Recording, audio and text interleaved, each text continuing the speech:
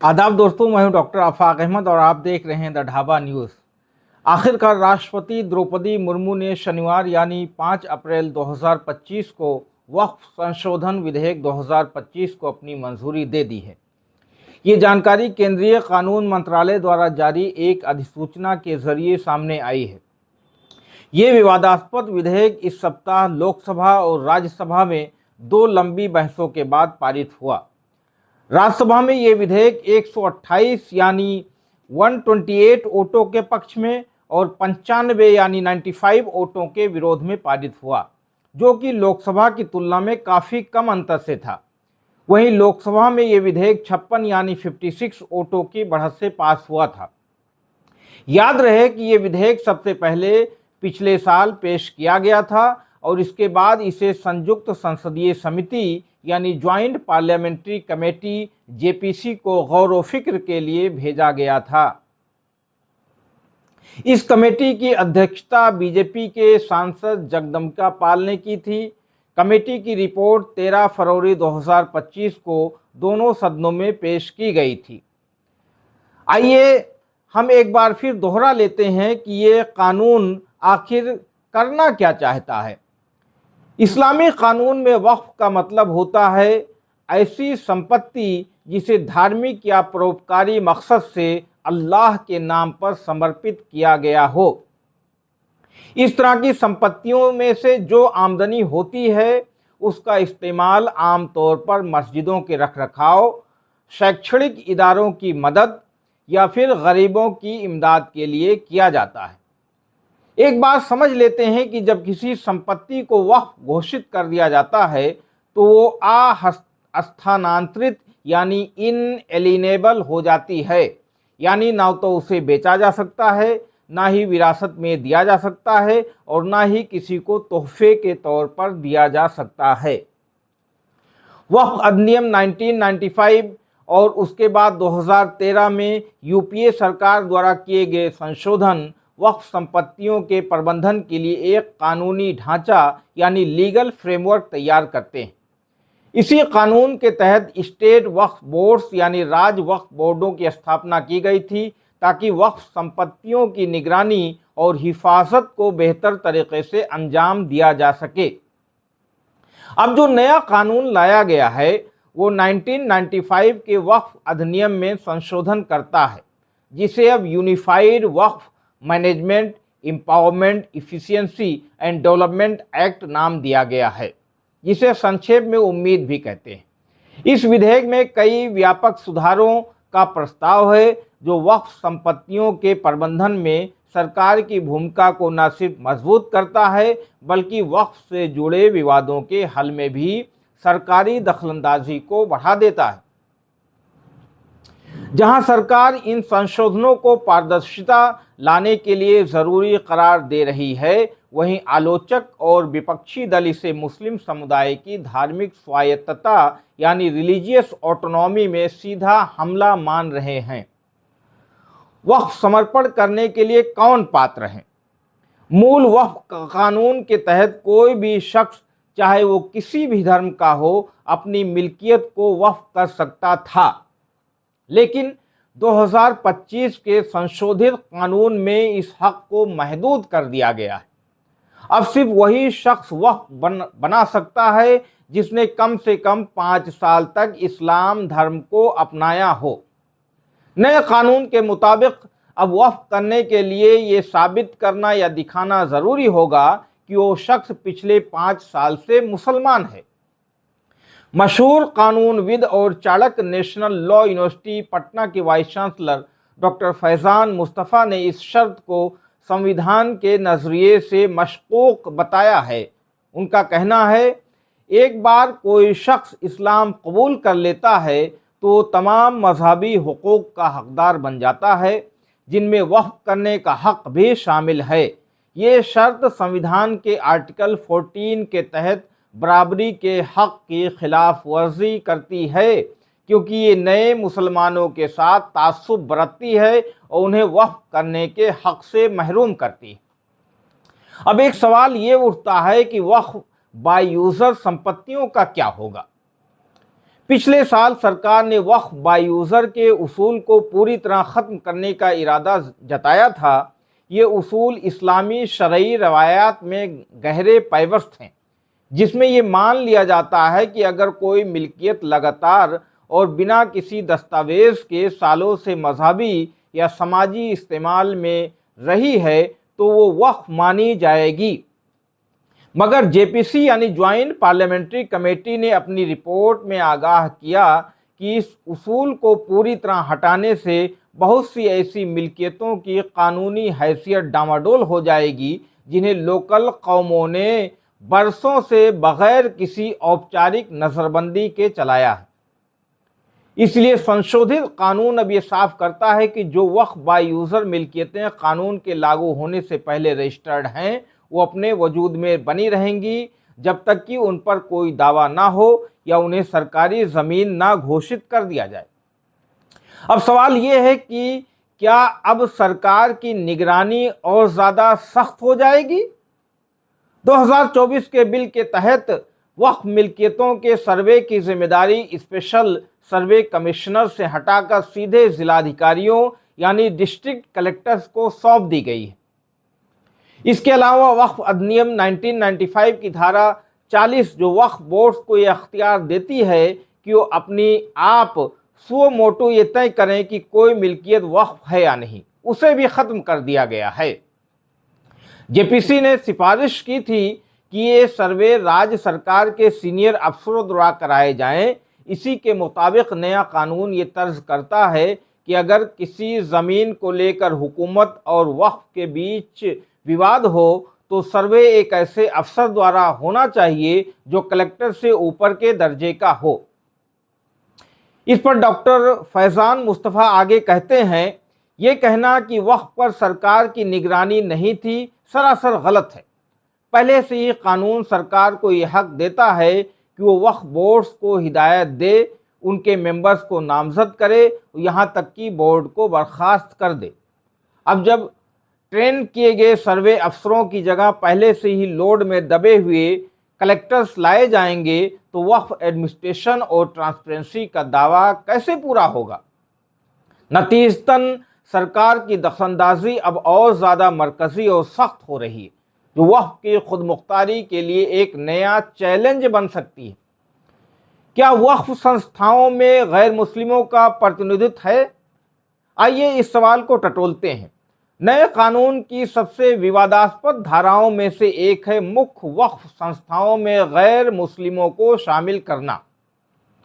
कानून के अनुसार अब ये अनिवार्य कर दिया गया है कि केंद्रीय वक्फ परिषद और राज्य वक्फ बोर्डों में कम से कम 2 गैर मुस्लिम सदस्य होने चाहिए।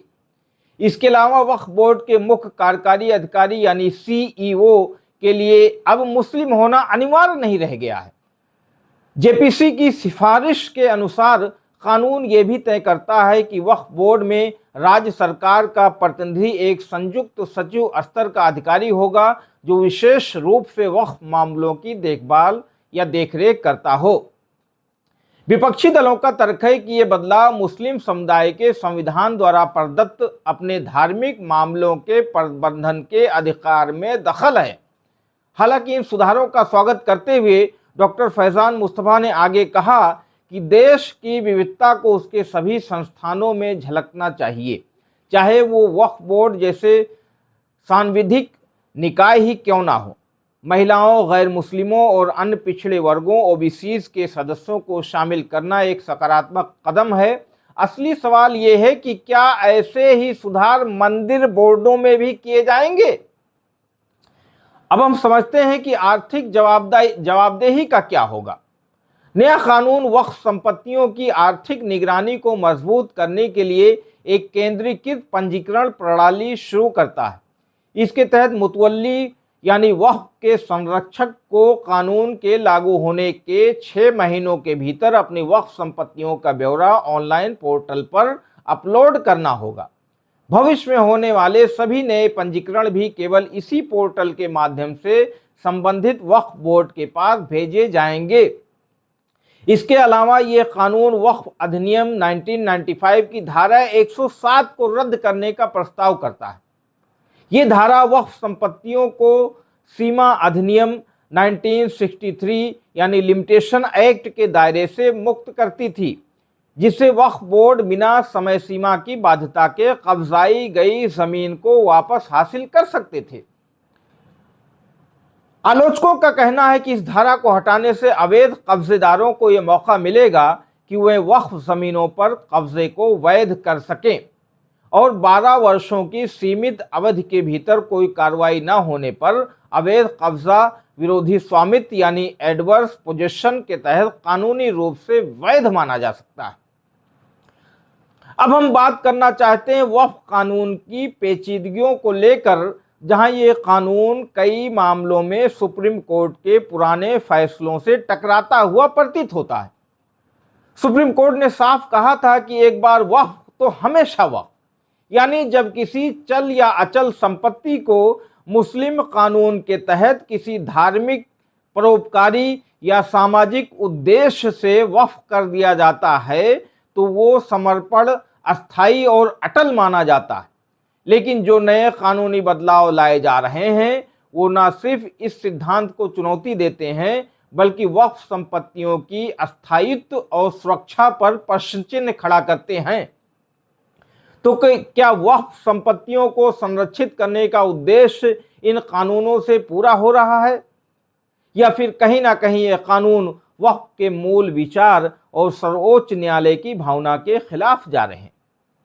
सुप्रीम कोर्ट ने बार बार ये दोहराया है कि once a Waqf always a वक्फ, यानी एक बार अगर किसी संपत्ति को वक्फ घोषित कर दिया गया तो फिर वो संपत्ति कभी भी निजी नहीं मानी जा सकती।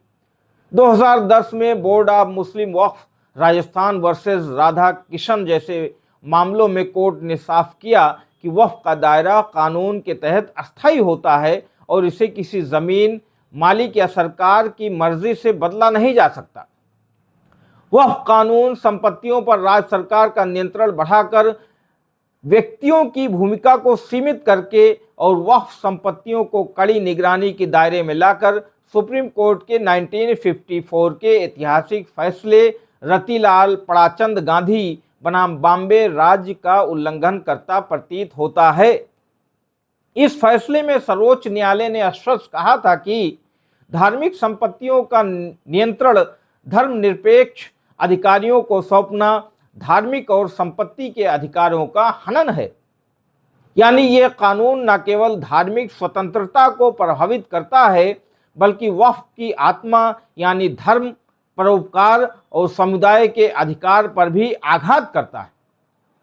इसके अलावा सैयद अली बनाम आंध्र प्रदेश वक्फ बोर्ड हैदराबाद 1998 के एक और ऐतिहासिक फैसले में सुप्रीम कोर्ट ने स्पष्ट रूप से कहा था कि वक्फ इस्लाम में एक परोपकारी व्यवस्था है जिसकी जड़ें कुरान में हैं। याचिकाकर्ता अंजुम कादरी, जिनका प्रतिनिधित्व वकील संजीव मल्होत्रा ने किया, ने सुप्रीम कोर्ट में कहा वक्फ वो संपत्ति है जिसे अल्लाह के नाम पर अस्थायी रूप से समर्पित कर दिया जाता है। इसलिए वक्फ की संपत्तियां न बेची जा सकती हैं, न स्थानांतरित की जा सकती हैं और न ही सरकारी अधिग्रहण के लिए खोली जा सकती हैं। ऐसा करना न केवल संवैधानिक अधिकारों का हनन है बल्कि धार्मिक आस्था का भी अपमान है।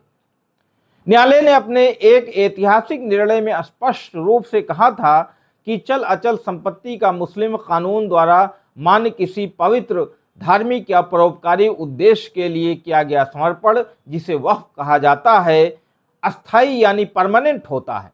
इसी सिद्धांत के आधार पर न्यायालय ने यह वाक्य गढ़ा था, एक बार वक्फ तो हमेशा वक्फ। इस पवित्र सिद्धांत को तोड़ने का कोई भी प्रयास, चाहे वक्फ संपत्तियों की प्रकृति में परिवर्तन करके हो, वक्फ की आत्मा के मूल स्वरूप का उल्लंघन है और धार्मिक स्वतंत्रता पर सीधे सीधे आघात है। ये दलील उलेमा की ओर से अभी संडे यानी 6 अप्रैल 2025 को दायर याचिका में दी गई। याचिकाकर्ताओं में कांग्रेस सांसद मोहम्मद जावेद और AIMIM प्रमुख असदुद्दीन ओवैसी शामिल हैं।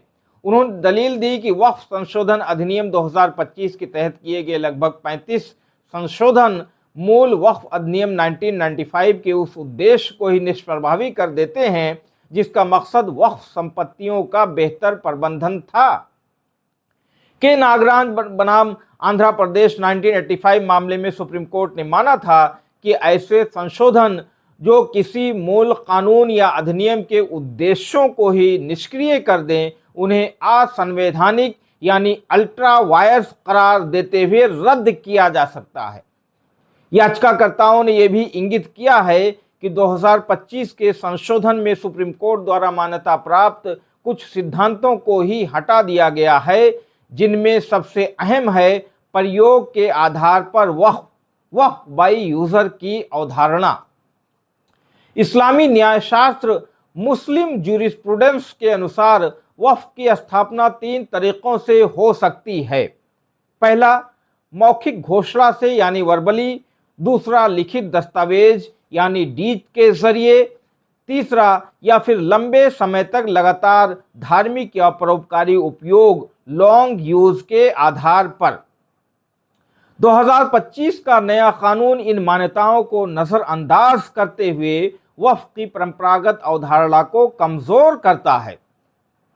जब कोई जमीन या संपत्ति लंबे समय तक मुस्लिम समुदाय द्वारा सार्वजनिक, धार्मिक या परोपकारी उद्देश्यों के लिए उपयोग में लाई जाती है, तो जमीन प्रयोग के आधार पर वक्फ बाय यूजर बन जाती है।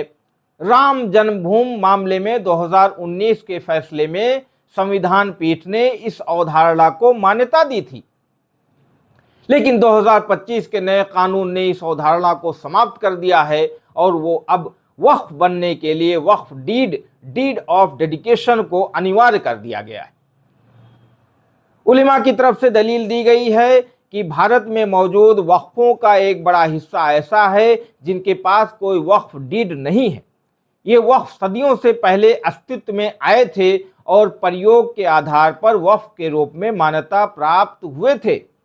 नए संशोधनों के तहत वक्फ ट्राइब्यूनल की वो क्षमता भी सीमित कर दी गई है जिससे वो ऐतिहासिक उपयोग के आधार पर किसी संपत्ति को वक्फ घोषित कर सकें। इससे अनुच्छेद 26 का उल्लंघन होता है, जो धार्मिक समुदायों को अपने धार्मिक मामलों को स्वतंत्र रूप से संचालित करने का अधिकार देता है। ऐसा मोहम्मद जावेद ने अपनी याचिका में कहा है, जो सुप्रीम कोर्ट में अभी हाल फिलहाल दायर की गई। वक्फ बाय यूजर को कानून से हटाने का सीधा मतलब यह है कि अब कोई भी सदियों पुराने वक्फों की वैधता को चुनौती दे सकता है और उन्हें निजी या सरकारी संपत्ति के रूप में दावा कर सकता है।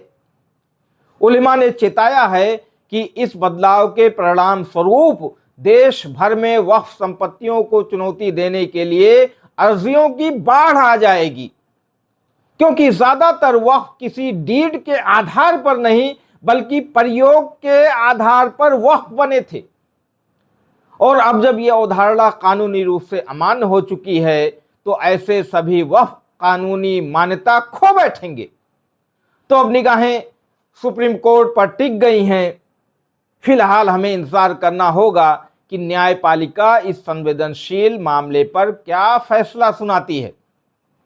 ये साफ है कि फैसला सिर्फ एक कानूनी मसला नहीं होगा, ये पूरी मिल्लत इस्लामिया, पूरी मुस्लिम कम्युनिटी, पूरी कौम के हक, पहचान और आस्था से जुड़ा सवाल है।